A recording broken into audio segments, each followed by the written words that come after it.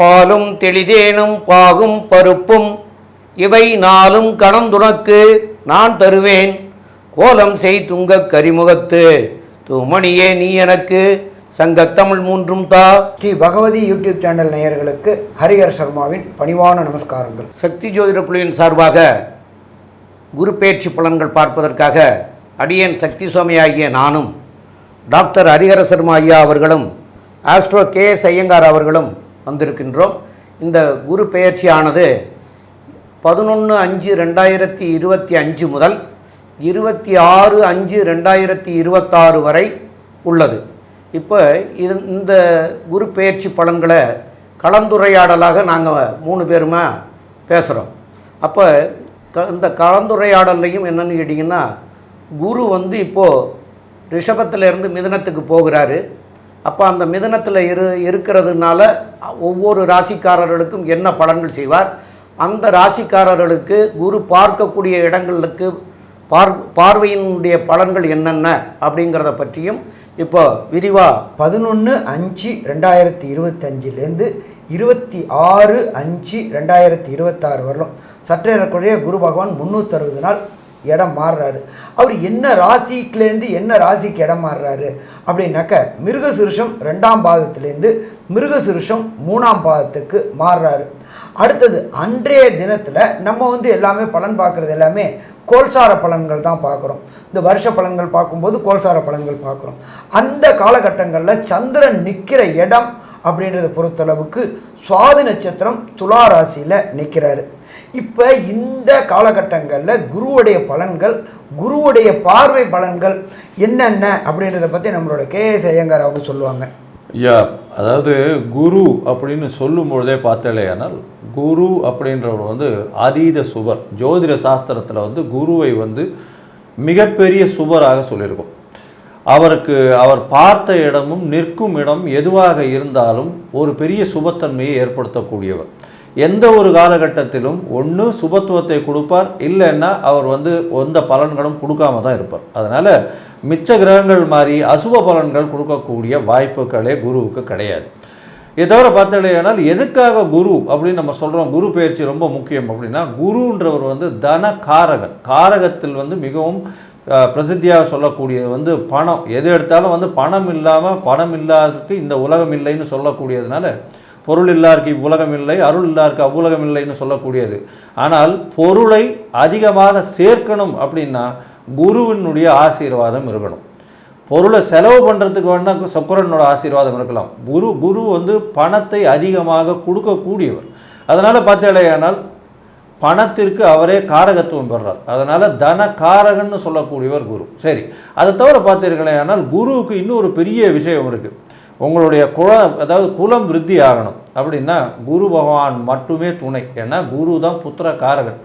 ஒரு குலம் விருத்தி ஆகிறதுக்கும் உங்களுடைய வீட்டினுடைய செல்வங்கள் விருத்தி ஆகிறதுக்கும் எல்லா விஷயங்களுக்கும் குரு ரொம்ப முக்கியமானவன்றதுனால தான் குரு பெயர்ச்சியும் சரி, உங்களுடைய ஜாதகத்தில் குருவினுடைய தன்மையும் எந்த அளவுக்கு முக்கியமானது அப்படின்றத புரிஞ்சுப்பீங்க. இப்போ குரு மாறினாக்க இரவோட இரவாகவே பலன் கிடைக்குமா, இல்லை எப்படி கிடைக்கும்? அருமையான கேள்வி கேட்டிருக்கீங்க. அதாவது இப்போ குரு மாறுதலை பார்த்தீர்களேயானால் உங்களுக்கு மாற்றங்கள்ன்றது பார்த்தீங்கன்னா ஒரு மாதத்துக்கு முன்னாடியிலேருந்தே மெதுவாக உங்களுக்கு பலனை கொடுக்க ஆரம்பிச்சிடுவார்.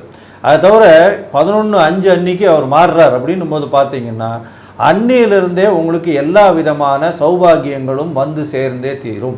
ஏன்னா குரு பார்க்க கோடி நன்மை, குரு இருக்கும் வீட்டை பெரிய ஏற்றத்துக்கு கொண்டு போகிறார். இதில் என்ன பெரிய விஷயம் அப்படின்னா, குரு பகவான் எந்த ஒரு லக்னத்துக்கும் அவர் லக்னத்தில் பார்த்தாலும் சரி, அவர் லக்னத்தில் தனியாக இருந்தாலும் சரி, குரு இருக்கக்கூடிய லக்னத்தில் இருந்தாலும் சரி, 2 விஷயங்களும் பார்த்தீங்களேனால் ரொம்ப பெரிய ஏற்றத்தை கொடுத்துடுறது. இதன் மூலியமாக பார்த்தீங்கன்னா குரு அப்படின்னு சொல்லும் பொழுதே அந்த நேர்மைத்தன்மை, அதாவது டிசிப்ளின்டு ஒர்க்கிங், இது எல்லாமே குருத்துவம் வாய்ந்த தொழில்னு சொல்லக்கூடியது. அதனால் அர்ச்சகராக இருக்கிறது, இந்த எஜுகேஷன் அதாவது படிப்பு சம்பந்தமாக ஆசிரியர்கள், ப்ரொஃபஸர்கள், அதை தவிர தங்க விற்பனை, இந்த மாதிரியான விஷயங்களுக்கெல்லாம் பார்த்தீங்களேனால் குரு மிகவும் முக்கியமான ஒருத்தர். குரு சொல்லி கொடுக்கறது, சொல்லி வைப்பதும் சொல்லி கொடுப்பதும், இது ரெண்டுமே அவருடைய தொழிலாக போகிறது. அதுதான் குருத்துவ தொழில்னு சொல்லக்கூடியது. சரி, இப்போ வந்து குரு பார்வைன்னு சொல்லிட்டே இருக்கோம் இல்லையா, அந்த குரு பார்வையை பற்றி கொஞ்சம் சொல்லுங்க ஐயா. ஐயா, குருவனுடைய பார்வை அப்படின்னு சொல்லக்கூடியது என்னன்னு கேட்டிங்கன்னா, அவர் இருக்கக்கூடிய இடத்துல இருந்து 5ஆம் இடத்தை பார்க்கிறார், 5ஆம் இடத்தை பார்க்கிறார், 7ஆம் இடத்தை பார்க்கிறார், 9ஆம் இடத்தை பார்க்கிறார். அப்போது 5, 7, 9 அப்படிங்கிறதுல வந்து எல்லா கிரகங்களுக்குமே 7ஆம் பார்வை இருக்கிறது. ஆனால் 5, 9ங்கிற பார்வை வேறு எந்த கிரகத்துக்குமே இல்லாத செயல்பாடு. அப்போது இப்போ என்ன சொல்ல வரீங்கன்னா, இப்போ மிதுன ராசிக்கு போகிறதுனால 5ஆம் இடம்னு சொல்லக்கூடிய துலாம், அதுக்கப்புறம் 7ஆம் இடம்னு சொல்லக்கூடிய தனுசு, அதுக்கப்புறம் கும்பம், இந்த 3 ராசியும் வந்து மிதுனத்திலிருந்து அவர் உட்காந்து பார்க்குறாரு. இதுதான் சொல்ல வரீங்க? ஆமாம். அப்படி பார்க்கறதுனால அவங்கவுங்களுடைய ராசிக்கு பார்க்குற போது அது வெவ்வேறு இடங்களாக வரும். அந்த வெவ்வேறு இடங்களாக வர்றதுனால அந்த வெவ்வேறு இடத்துக்கு உண்டான பலன்களை அவங்களுக்கு வந்து செய்யக்கூடிய வாய்ப்பை கொடுப்பார். ஐயா, இப்போ அந்த பாவங்களை வலுப்படுத்துவாருன்றீங்களா? கண்டிப்பாக பாவத்தை உட்கார்ந்து இருக்கிற இடத்துலேருந்து 5ஆம் பாவத்தை வலுப்படுத்துவார். அவர் உட்கார்ந்து இருக்கிற இடத்துலேருந்து 7ஆம் இடத்தை வலுப்படுத்துவார். அவர் உட்கார்ந்து இருக்கிற இடத்துலேருந்து 9ஆம் இடத்தை வலுப்படுத்துவார். கண்டிப்பாக நம்ம ஒவ்வொரு ராசிக்கும் பார்க்கணுமா ஐயா? எப்படி பார்க்கணும்? ஆமாம், ஒவ்வொரு ராசிக்கும் பார்க்கணும். அந்த ஒவ்வொரு ராசிக்காரங்களுக்கும் அது அவருடைய 5ஆம் பார்வை எத்தனாம் இடமா வருதுன்னு பார்த்தோம்னா தான் அந்த இடத்துக்கு உண்டான பலன்களை வந்து அவர் அதிகமாக செய்வார். அவர் நின்ன இடத்தை வலுப்படுத்துவாரா, பார்க்குற இடத்தை வலுப்படுத்துவாரா? ரெண்டையுமே. பார்த்த இடத்துக்கு பலன் அதிகம், ஆனால் நின்ன இடத்துக்கு பலன் குறைவுன்னு சொல்ல முடியாது. அது வந்து அவரோட தனித்த அந்தணனா இல்லாமல் அவர் வந்து வேறு யாரோடையாவது சேரும்போது அதிகமான நற்பலனையும் செய்யக்கூடியவராக மாறிடுவார். ஐயா, அருமையாக சொன்னீங்க ஐயா. அதாவது இருக்கிற இடத்தையும் வந்து அதீதமாக சுபப்படுத்துவார், பார்க்கக்கூடிய இடத்தையும் நல்லபடியாக பண்ணுவார். அதில் வந்து என்னன்னு கேட்டீங்கன்னா, தனித்த அந்தணனாக இருக்கிறத விட அவரோட இன்னொரு கிரகம் சேரும்போது அவருடைய பலம் கூடுதலாகுது. சரி சரி. அதில் இன்னொரு விஷயம் பார்த்தீங்கன்னா, இப்போ இது இப்போ 5ஆவது பார்வைன்னு சொல்கிறோம். இந்த 5ஆவது பார்வையில் என்னையா வருது, என்னென்ன, அதாவது 5ஆம் இடம்னு சொல்லக்கூடியதில் வந்து என்னென்ன விஷயங்கள் வருது? நம்மளுடைய ஜோதிட சாஸ்திரத்தில் சொல்லி இருக்கிறது 5ஆம் இடம்ன்றது பூர்வ புண்ணிய புத்திரஸ்தானம் அப்படிம்போம். எப்பொழுதுமே நமக்கு ஒரு நற்பலன்கள் கிடைக்கணும் அப்படின்னா நாம் பேங்கில் போட்டோம்னா நம்ம குழந்தைங்க அனுபவிக்கும். அதே போல் நம்மளுடைய மூதாதையர்கள் நமக்கு ஏதாவது நல்லது செஞ்சுருந்தாங்கன்னா அவங்க என்ன நல்லது செஞ்சுருக்கிறாங்க அப்படின்றத காமிக்கிறது பூர்வ புண்ணிய புத்திரஸ்தானம். அதை தவிர பார்த்தோம்னாக்க குலதெய்வ ஸ்தானம்னு சொல்லலாம். ஒருத்தருக்கு குலதெய்வம் என்ன அறிகிறது ஜோதிட சாஸ்திரத்தில் அப்படின்னா அவங்களுடைய 5ஆம் பாவம் எப்படி இருக்குது, 5ஆம் பாவாதிபதி எப்படி இருக்காரு, 5ஆம் பாவாதிபதி என்ன நட்சத்திரம் வாங்கி இருக்கிறாரு, இதை வச்சும் குலதெய்வம் கண்டுபிடிக்கலாம். ஒரு சில பேருக்கு குலதெய்வம் போகிறதுக்கு தடங்கல்கள் வரும். அந்த தடங்கல்கள் குரு பார்க்கும்போது விலகும். அதாவது ஜனன குரு இல்லை, கோல்சார குரு பார்க்கும்பொழுது விலகக்கூடிய தன்மைகளும் உண்டு. அப்போ இந்த 5ஆம் இடம்ன்றது பூர்வ புண்ணிய புத்திரஸ்தானம். ரொம்ப நாளாக கல்யாணமாகி திருமணமாகி புத்திர பாக்கியம் இல்லாதவங்களுக்கு புத்திர பாக்கியம் கிடைக்கக்கூடிய வாய்ப்புக்கு உண்டு. அவரே புத்திர காரனாக போயிட்டார். ஐயா, எனக்கு ஒரு சின்ன டவுட்டியா, ஒரு சில ஜாதகத்தில் 5ஆம் இடத்துல தனித்து விடப்பட்ட கேது இருப்பார். அவங்க நாம் என்ன சொல்லுவோம்னாக்கா புத்திர பாக்கியம் கிடைக்காது அப்படின்னு சொல்லுவோம். ஆனால் கோச்சார குரு பார்த்தா கிடைக்க வாய்ப்பு உண்டா? அதை பற்றி கொஞ்சம் சொல்ல முடியுமா ஐயா? நல்லா சொல்லலாம். அதாவது ஜனனகால ஜாதகத்தில் 5ஆம் இடத்துல கேது இருந்து ஜனனகால ஜாதகத்திலேயே குரு வந்து அந்த கேதுவை பார்த்துட்டாலே கண்டிப்பாக குழந்தை கிடச்சிரும். அதே மாதிரி தான் இந்த கோச்சார குருவும் அந்த கேதுவை 5ஆம் இடத்துல இருக்கிற கேதுவை பார்த்துட்டா அந்த காலகட்டங்களில் அவங்களுடைய முயற்சிகள் இதுக்காக இருக்குமே. ஆனால் கண்டிப்பாக அந்த காலகட்டத்தில் குழந்தை கிடைக்காதுன்னு சொன்னாலும் குழந்தை கிடைக்கிறதுக்கு வாய்ப்புண்டு. நான் நிறைய பேருக்கு பார்த்துருக்குறேன். வாஸ்தவம் தான். இப்போ நம்ம எல்லாம் குழந்தைக்கு போயிட்டோம். இப்போது கல்யாணத்துக்கு குரு பார்வை முக்கியம்னு சொல்கிறாங்களே, அதை பற்றி உங்கள் கருத்து என்ன? கண்டிப்பாக ஐயா. அதாவது அதை வந்து என்ன சொல்லுவாங்கன்னு கேட்டிங்கன்னா குரு பலம்னு சொல்லுவோம். அப்போ இந்த குரு பலம்ங்கிறது என்னன்னு கேட்டிங்கன்னா அவங்கவுங்களுடைய ராசிக்கு இந்த குரு 2ஆம் இடத்தையோ 5ஆம் இடம், 7ஆம் இடம், 9ஆம் இடம், 11ஆம் இடங்களை பார்க்கிற போது குரு பலம்னு சொல்லுவாங்க. அந்த குரு பலம் இருக்கிற போது உங்களுக்கு வந்து அந்த உங்களுடைய ஜாதக பிரகாரம் 7ஆம் இடத்துக்கு பார்க்கிற கிரகங்களோ இல்லைன்னா 7ஆம் இடத்துல இருக்கக்கூடிய கிரகங்களுடைய புத்திகளோ திசைகளோ நடக்கிற காலத்தில் திருமணம் கூடக்கூடிய வாய்ப்புகள் மிக மிக அதிகம். ஐயா, இதில் சனி தொடர்பும் வரணும்னு சொல்கிறாங்களே? கண்டிப்பாக அதுவும் சனி தொடர்பும். ஏன்னா இப்போ வந்து அவங்களுக்கு இந்த 7ஆம் இடத்துல இருக்கக்கூடிய திசை நடந்துகிட்ருக்கலாம், இல்லைன்னா புத்தி நடந்துகிட்ருக்கலாம். அப்போது அதில் சனி திசையோ சனியினுடைய புத்தியோ சனியினுடைய அந்தரங்களோ வரலாம். இல்லைன்னா 7.5 நாட்டு சனியோ அர்த்தாஷ்டம சனியோ அஷ்டமத்து சனியோ நடைபெறலாம். அந்த மாதிரி இருக்கிற காலகட்டத்தில் கண்டிப்பாக திருமணம் நடக்கும். அதே போல் சுக்கிரனுடைய தொடர்பு வந்தாக்களும் திருமணம் நடைபெறத்துக்கு அந்த 7ஆம் அதிபதியில் தொடர்பு உண்டாலும் அது உண்டுன்றாங்களே, அது உண்மையாக? கண்டிப்பாக 7ஆம் இடத்து அதிபதியோட சுக்கிரன் சம்மந்தப்படுற போதும் கண்டிப்பாக திருமணம் அமையறதுக்கு உண்டான வாய்ப்புகள் உண்டு. ஐயா, அருமையாக சொன்னீங்க. அதாவது 5ஆம் பார்வை 7ஆம் பார்வையை பற்றி நல்ல விளக்கமாக சொன்னீங்க. இப்போ 9ஆம் பார்வையை பற்றி நான் கொஞ்சம் சொல்கிறேன். அதாவது 9ஆம் பார்வைன்னு எடுக்கும்பொழுது பார்த்தேன், ஆனால் அது வந்து பாக்கியஸ்தானம். அதாவது காலபுருஷ தத்துவத்தின் 9ஆம் வீட்டிற்கு அதிபதியே குரு பகவான் தான். ஏன்னா தனுசு வந்து குரு பகவானுடைய வீடு. இதனால் பார்த்தேனால் உங்களுக்கு தந்தையின் மூலியமாக வரக்கூடிய செல்வம், தந்தையின் மூலியமாக வரக்கூடிய எல்லா விதமான பேறுகளும் பார்த்தீங்களேனால் உங்களுக்கு 9ஆம் இடம் வலுப்பெற்று போயிருக்கணும். குருவினுடைய பார்வை இருந்துச்சுன்னா கேட்கவே வேண்டாம். இதை தவிர பார்த்தீங்கன்னா வெளிநாடு போய் படிக்கணும்னு நினைக்கக்கூடிய ஸ்டூடெண்ட்ஸு, வெளிநாடு அதாவது ஓடி போனவனுக்கு 9ல் குருன்னு வாக்கியமே இருக்குது. 9ஆம் இடத்த குரு பார்த்தாலோ இருந்தாலோ அவர்களுக்கு மிகப்பெரிய யோகத்தை கொடுக்கக்கூடிய காலகட்டமாக அமைய போகிறது. வெளிநாடு போய் படிக்கக்கூடிய யோகம், அதை தவிர தந்தையின் மூலியமாக சொத்துக்கள் வரக்கூடிய காலகட்டம். அதை தவிர பார்த்தீங்களேனால் 9ஆம் இடம் அப்படின்னு சொல்லக்கூடியது பாக்கியம்னு சொல்லுவாங்க. பாக்கியம்னா என்ன? ஒரு விஷயத்தை அந்தந்த வயசில் நீங்கள் அனுபவிக்கக்கூடிய ஒரு விஷயம் கிடைக்குதே, ஆனால் அதுதான் பெரிய பாக்கியம். அந்த பாக்கியம் கிடைக்கிறது அப்படின்னா உங்களுக்கு 9ஆம் இடம் வலுப்பெற்று போயிருக்கு அப்படின்னு அர்த்தம். சரி ஐயா, இப்போது இந்த விஷயங்கள் எல்லாமே சொல்லிட்டோம். குருவினுடைய பார்வையை சொல்லிட்டோம், குருவினுடைய வாழ்வுதல்களை சொல்லிட்டோம். குருவுக்குன்னு என்னென்ன எளிய பரிகாரங்கள் பண்ணலாம்? அதாவது குருவுக்கு மிகவும் எளிய பரிகாரம்ன்றது வந்து தியானம். அதை தவிர அவருடைய குருவினுடைய காயத்ரி மந்திரம். குருவினுடைய காயத்ரி மந்திரம்னு சொல்லக்கூடியது ஓம் ரிஷபத்வஜாய வித்மஹே கிருணிஹஸ்தாய தீமஹி தன்னோ குரு பிரச்சோதயாத் அப்படின்ற ஒரு எளிய மந்திரம்.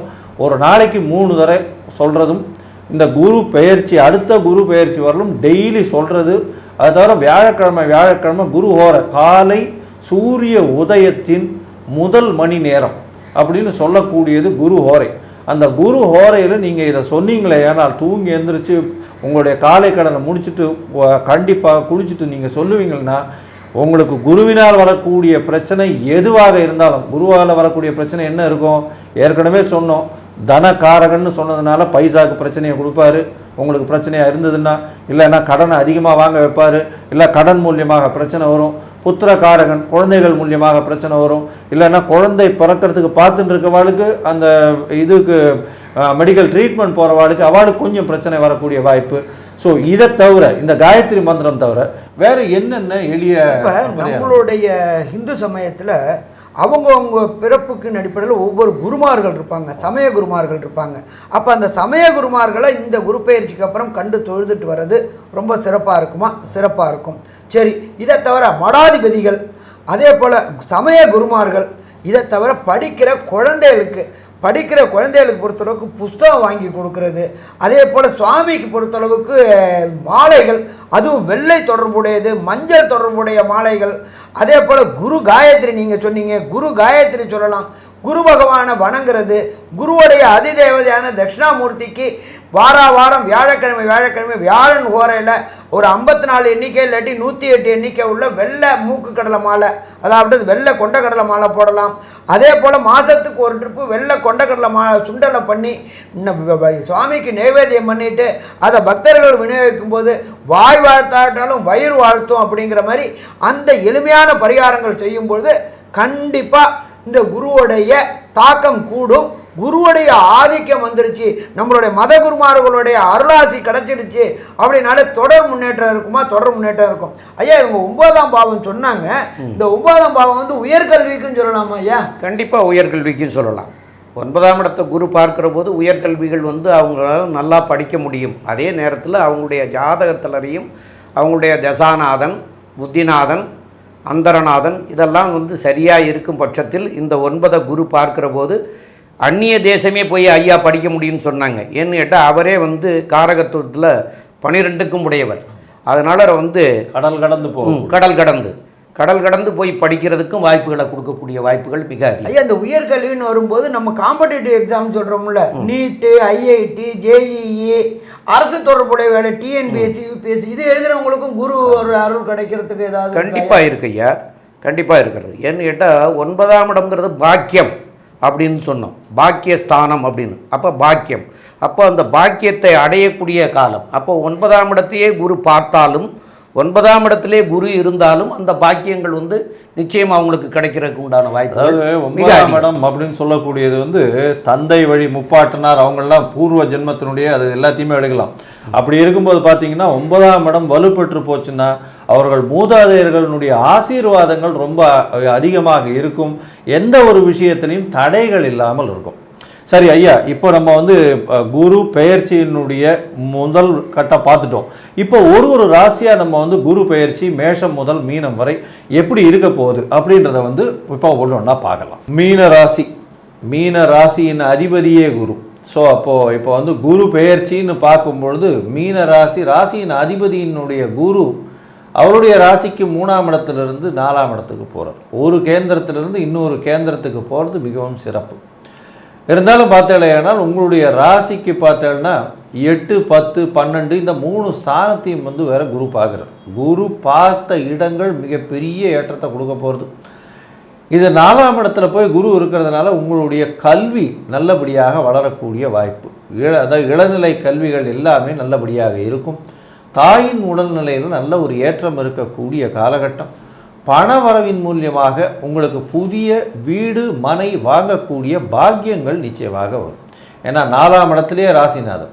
அது தவிர பார்த்தாலேனால் தொழிலில் அபரிமிதமான ஏற்றம் இருக்கும். இவ்வளோ நாளாக வந்து பார்த்தோம்னா இந்த இம்போர்ட் எக்ஸ்போர்ட் பிஸ்னஸ் பண்ணுறவாளுக்கு சில பிரச்சனைகள் இருந்துகிட்டே இருந்துச்சு. ஏன்னா குரு பகவான் வந்து 3ஆம் இடத்துல இருந்தார், அங்கே இது உங்களுடைய ராசியும் பார்க்கல, இப்போ வந்து அவரே தொழில் ஸ்தானத்தையும் பார்த்துறார். இதனால் பார்த்தாலேனால் தொழிலில் பெரிய ஏற்றம் கிடைக்கக்கூடிய காலகட்டமாக இருக்கும்.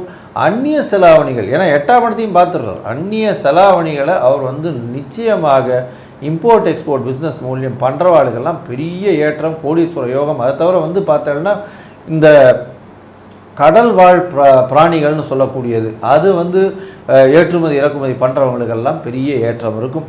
தங்கம் வியாபாரம் பண்ணுறவங்களுக்கு பெரிய ஏற்றம் கிடைக்கக்கூடிய காலகட்டம். தங்க வியாபாரம், அது தவிர பொற்கொள்ளர்கள், நகாசு வேலை செய்பவர்கள், இவங்களுக்கெல்லாம் பெரிய ஏற்றம் இருக்கும்.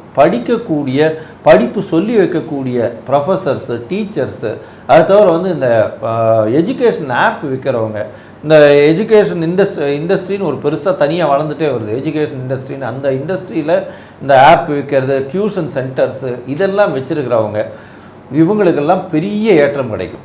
சரி, இப்போ வந்து இந்த குரு பெயர்ச்சியின் மூலியமாக அவருடைய பார்வை பலம் எப்படி இருக்குது? இந்த பார்வை பலம்னு சொல்லக்கூடியது அதாவது குரு இருக்கும் இடத்தைய விட பார்வை பலத்துக்கு மிகவும் பிரசித்தி அதிகம், அவருடைய வீரியம் அதிகம். அப்படி இருக்கும்போது 8, 10, 12 அப்படின்னு இந்த 3 இடத்த பார்க்குறாரு இல்லையா, இந்த 3 இடத்தின் மூலியமாக என்ன ஒரு ஏற்றம் இருக்கும். ஏன்னா உங்களுக்கு 7.5 சனி வேறு போயிட்டுருக்கு.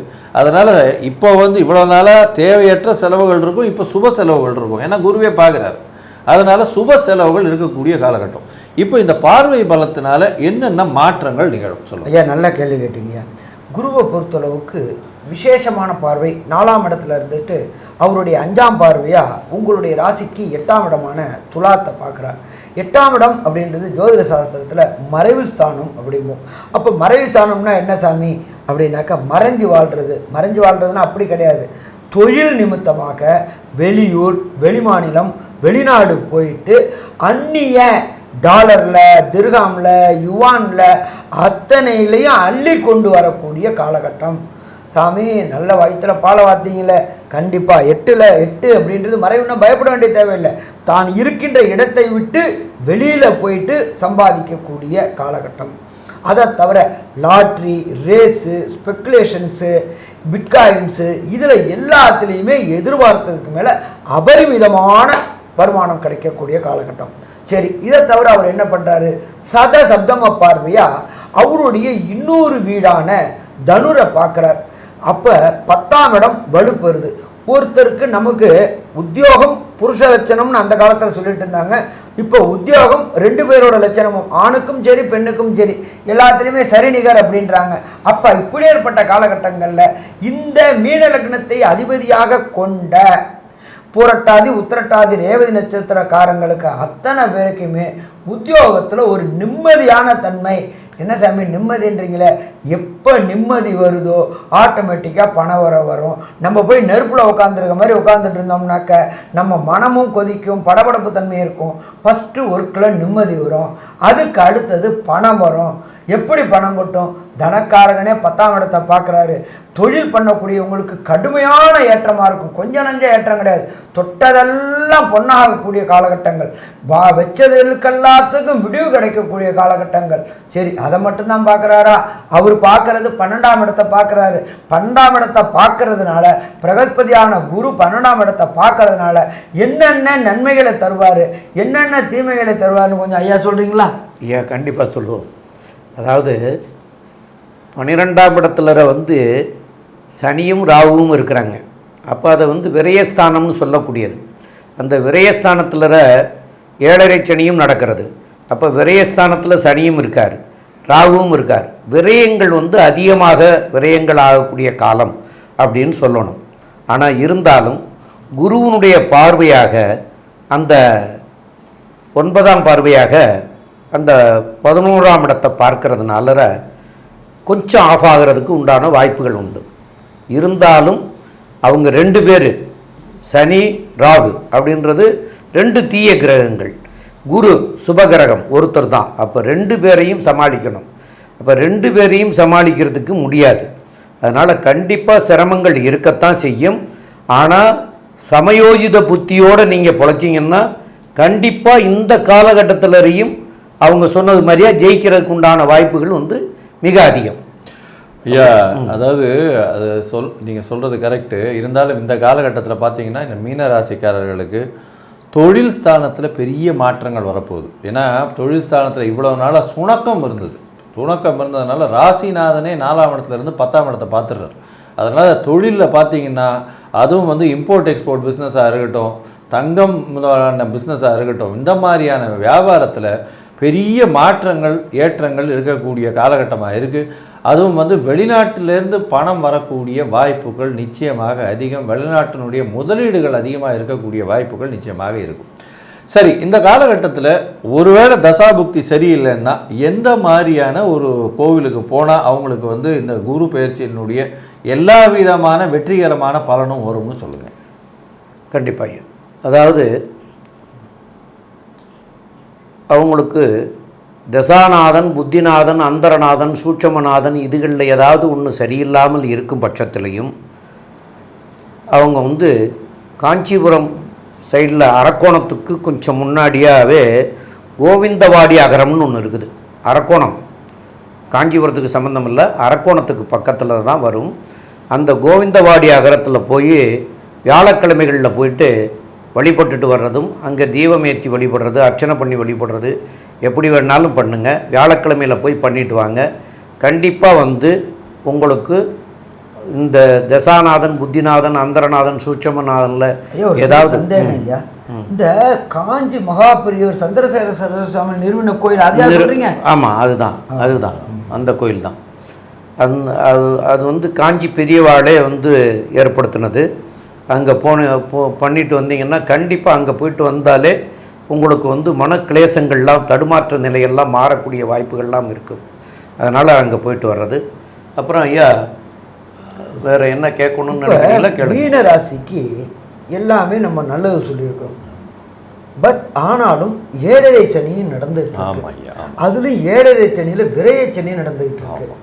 அப்போ இவங்க எந்தெந்த இடத்துல எந்தெந்த பிரச்சனைகளை தவிர்க்கணும், எந்தெந்த இடத்துல எச்சரிக்கையாக இருக்கணும், அதை சொல்லிவிட்டு மொத்தமாக மீனராசிக்கு இந்த குரு பயிற்சி என்ன கன்க்ளூஷனாக சொல்ல முடியும்னு கொஞ்சம் சொல்ல முடியுமா? ஐயா, அற்புதமான விஷயம் ஐயா, எல்லாருக்கும் போய் சேரணும் இது. அதாவது மீன ராசியை பொறுத்தவரையிலும் 7.5 சனி, 12ஆம் இடத்துல சனி ராகு 2 பேருமே இருக்காங்க. அதனால் தேவையற்ற பொருட்களை வாங்கி சேர்க்கக்கூடிய வாய்ப்பும், தேவையற்ற எளிதில் பழுதுபடக்கூடிய பொருட்கள், அதாவது இந்த மொபைல் ஆக்சசரிஸ், இந்த மாதிரியான சின்ன சின்ன விஷயங்களுக்கெல்லாம் வந்து அதிகமான செலவு, இந்த ஃப்ளாஷி ஐட்டம்ஸ்னு சொல்லுவாங்க, இந்த மாதிரியான விஷயங்களுக்கு கொஞ்சம் அதிகமாக செலவு பண்ணுவீங்க. இதில் கண்ணும் கருத்துமாக இருக்கிறது ரொம்பவும் நல்லது. அதனால் உங்களுடைய பணத்தை முடிஞ்ச வரணும் எது சரியாக இருக்கோ அதை பற்றி செலவு பண்ணுங்கள். சரி, இப்போ குரு மாறினதுக்கு அப்புறம் பார்த்தாலேயானால், அதாவது 11/5/2025 26/5/2026 வரலும் உண்டான காலகட்டத்தில் குருவே 12ஆம் இடத்தை பார்க்குறார். அதனால் பண்ணக்கூடியது அனைத்துமே சுப செலவுகளாக அமையும். குடும்பத்தில் ஒரு நல்ல சுப செலவு வரும். அதாவது வீட்டில் கல்யாணம் வரும், காது குத்தல், சீமந்தம், இந்த மாதிரியான நல்ல செலவுகள் இந்த மீனராசிக்காரர் வீடு வாங்கிறது. ஏன்னா 4ஆம் இடத்துலேயே குரு இருக்கார். அதனால் கண்டிப்பாக வீடு வந்து செலவுன்னு எடுக்கலாம், அதாவது ஃப்யூச்சர் சேவிங்ஸ்னு எடுக்கலாம். இது எடுக்கக்கூடியது, அதாவது இன்றைய செலவு நாளைய சேமிப்புன்னு சொல்லுவாங்க. அந்த மாதிரியான விஷயங்களில் வீடு வாங்கிறது இதெல்லாம் நல்லபடியாக இருக்கக்கூடும். இந்த மொத்தத்தில் பார்த்தீங்களேனால் இந்த மீனராசிக்காரர்களுக்கு வீடு வாங்கும் யோகம் உண்டு. படிக்கக்கூடிய மாணவர்களுக்கு நல்ல ஏற்றம் இருக்கக்கூடிய காலகட்டமாக அமைய போகிறது. அது தவிர பார்த்தீங்கன்னா வெளிநாட்டுக்கு போய் வெளிநாட்டினுடைய மூலதனம் வரக்கூடிய வாய்ப்புகள், பொருள் வரக்கூடிய வாய்ப்புகள் நிச்சயமாக உண்டு. தாயின் உடல்நிலையில் ஏற்றம் இருக்கும். தாயின் மூலியமாக சொத்துக்கள் வரக்கூடிய காலகட்டமாக அமைய போகிறது. தொழிலில் அபரிமிதமான ஏற்றம் இருக்கும், மாற்றங்கள் இருக்கும். இம்போர்ட் எக்ஸ்போர்ட் பிஸ்னஸ், லேர்னிங்கில் இருக்கிறவங்க, ப்ரொஃபஸராக இருக்கிறவங்க, டீச்சிங்கில் இருக்கிறவங்க, அதை தவிர வந்து இந்த டியூஷன் ஆப்ஸு, இந்த எஜுகேஷ்னல் ஆப்ஸ் விற்கிறவங்க, டியூஷன் சொல்லிக் கொடுக்குறவங்க, இவங்களுக்கெல்லாம் பெரிய ஏற்றம் இருக்கும். ஏன்னா இதெல்லாம் வந்து சர்வீஸ் இண்டஸ்ட்ரி, பொதுமக்களுக்கு உதவி செய்யக்கூடிய ஒரு இண்டஸ்ட்ரி இதெல்லாம். அடுத்தவங்களுக்கு கற்பதும் கற்பித்தலும் தான் வந்து குருவினுடைய இதுவே. அதையே பண்ணும்பொழுது உங்களுக்கு எல்லா விதமான தோஷங்கள் அற்ற நிலையாகவே இருக்கும். சரி, இந்த காலகட்டத்தில் உங்களுக்கு பார்த்தீங்களே ஆனால் தொழிலில் அபரிமிதமான ஏற்றம், நல்ல ஒரு படுத்தா தூக்கம் வரக்கூடிய அளவுக்கு நல்லபடியாக இருக்கும். வெளிநாடு போயிட்டு வரக்கூடிய பாக்கியம் நிச்சயமாக உண்டு. ஷார்ட் ட்ரிப்பு நிச்சயமாக வெளிநாடு போகும். பேங்கிங் இண்டஸ்ட்ரியில் பெரிய ஆளாக வரக்கூடிய வாய்ப்புகள் நிச்சயமாக இருக்கும். இந்த காலகட்டத்தில் ரொம்ப ஜாகிரதையாக இருக்க வேண்டியது அப்படின்னு பார்த்தாலேயானால் யாருக்கும் ஜாமீன் கையெழுத்து போட்டுறாதீங்க. ஏன்னா 8ஆம் இடத்தை குரு பார்த்தாலும் சில பிரச்சனைகள் 8ஆம் இடம் மூலியமாக வரக்கூடிய வாய்ப்புகள் உண்டு. யாருக்கும் ஜாமீன் கையெழுத்து போடாதீங்க, பொறுமையாக இருங்கோ. வெளிநாடு போகணும் அப்படின்றதுக்காக அதிகமாக கடன் வாங்கி தேவையற்ற செலவுகளை பண்ணாதீங்க. மிச்சப்படி உங்களுடைய உடல்நிலையிலிருந்து எல்லா விஷயங்களும் நல்லபடியாகவே இருக்கும். இந்த மீனராசிக்காரர்களுக்கு 75% நல்ல ஒரு ஏற்றம் இருக்கக்கூடிய இந்த குரு பெயர்ச்சி அமையும்னு சக்தி ஜோதிட குழு சொல்லுது. நன்றி, நமஸ்காரம்.